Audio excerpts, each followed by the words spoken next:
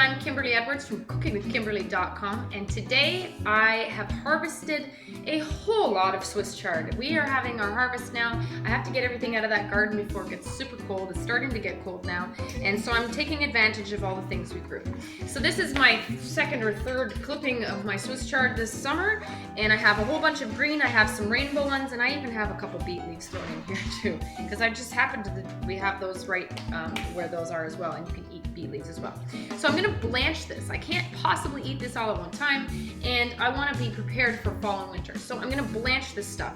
And you're probably wondering, how do I do that? How am I gonna put it in my freezer and stuff? Well, you're gonna need some freezer bags, okay? You're gonna need your chard. You need a colander so that you can rinse it under cold water. That's what I'm gonna do next. And I'm gonna bring it back all nice and clean, all kind of wet. So that's my next step. So this is how you blanch and store Swiss chard in the freezer, okay?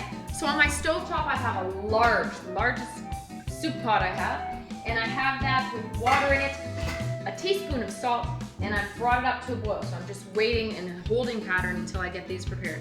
Now I'm actually going to freeze these with their whole leaves instead of chopping them up and doing it that way, just because it's easier for me, and they get pretty tender and hard to deal with. So then you're gonna just have a big pile of mush. I think that if I can keep them in the larger leaves, that you're just gonna just have a much nicer texture when you take them out, and keep their integrity a little better.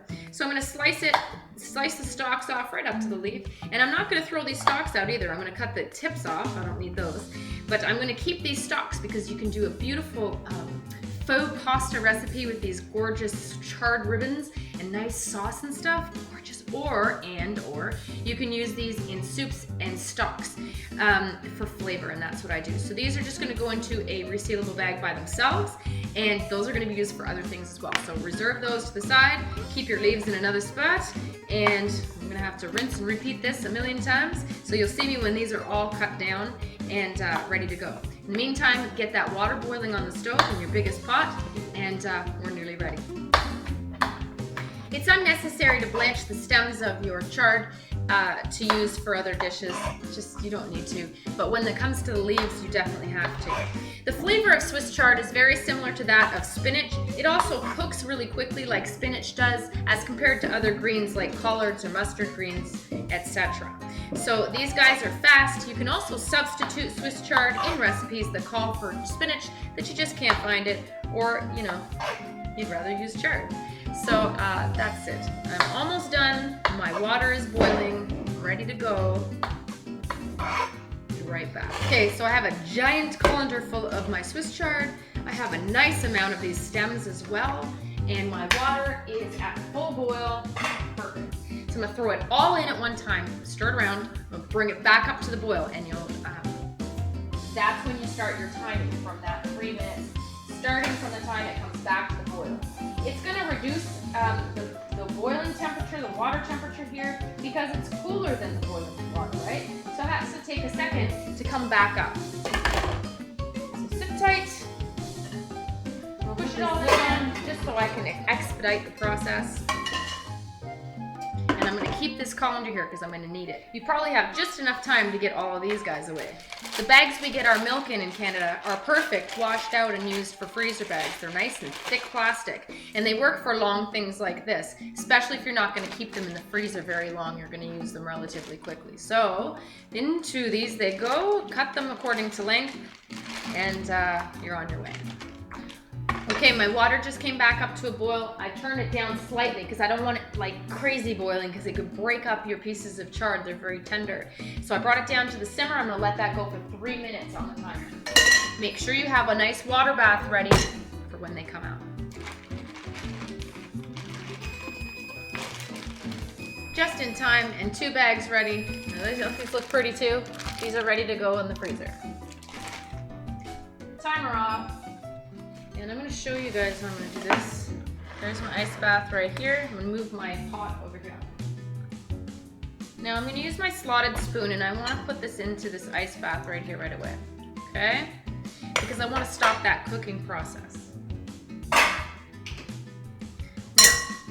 into my cold water, I'm just going to fish this stuff out.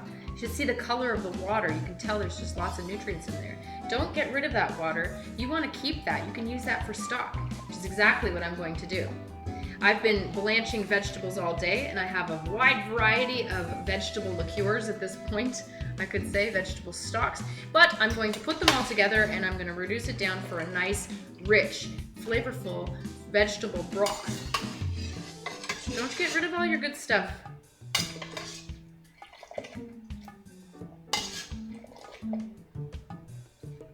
Now, I just want that to cool off completely.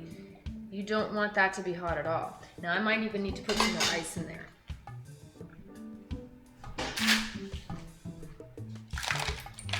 Move it around and try to keep it from continuing to cook. You want that to cool down as quickly as you can. Get that ice in there. Okay, I'm satisfied that it's not cooking anymore. It stopped cooking. It's all nice and cool. And now I'm just going to drain it out with that same spoon and drain it out into this colander for a minute until I'm ready to bag it.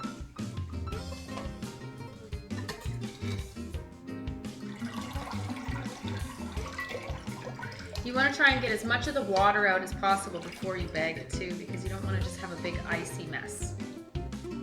Dump this out. Okay, so here's how much chard that I'm left with. That's really reduced down. I would say it's probably a third or a quarter of what I had, probably a quarter. Now, when I fill my bags, this is a quart bag. When I fill my bags, I like to put them in a container that's like the same kind of shape, so that it just helps give me a little more stability while I'm trying to do that, right? So into the bag, you're gonna label this bag as well. I'm probably gonna put half and half, because that would be enough for one dinner for us, and then another dinner for us. So I have 2 nice bags of side dish of greens for us for the fall and the winter. I'm ready to go. One more bag. Now I'm just guesstimating what it looks like that we'll eat. That's all. Simple. And now you have fresh stuff from your garden.